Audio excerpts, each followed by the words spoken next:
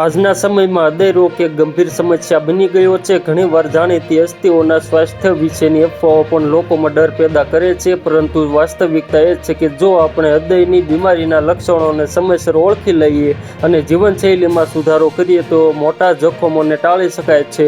Cardiac arrest અને heart attack એ બે અલગ સ્થિતિઓ છે જે જીવલેણ સાબિત થઈ શકે છે.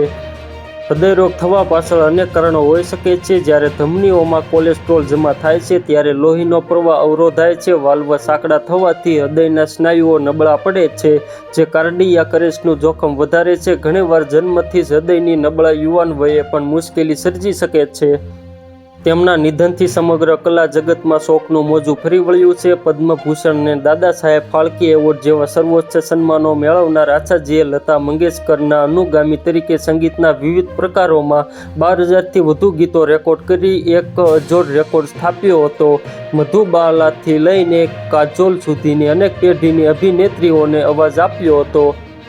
આ ગાયિકાના ચુરા લિયા હે તુમને અને દમ મારો દમ જેવા સદાબહાર ગીતો આજે પણ લોકોના હૃદયમાં જીવંત છે. 90 વર્ષની વયે પણ કોન્સર્ટ દ્વારા ટેજ ગજવનાર આચાર્યજીનું નિધન એ સૂરના એક સુવર્ણ યુગનો અંત છે. તેમના પાર્થિવ દેહના અંતિમ સંસ્કાર આવતીકાલે સાંજે 4 વાગ્યે પૂર્ણ રાજકીય અને સન્માન સાથે કરવામાં આવ્યા. તો મિત્રો, હાલ માટે એટલું જ. ફ્રી મળીએ નવી અપડેટ અને નવા સમાચાર સાથે. તે પહેલાં ખાસ કરીને વિડીયોને એક લાઇક અને RTV ગુજરાતી ન્યૂઝ યુટ્યુબ ચેનલને ખાસ કરીને સબસ્ક્રાઈબ કરવાનું ભૂલતા નહીં મિત્રો.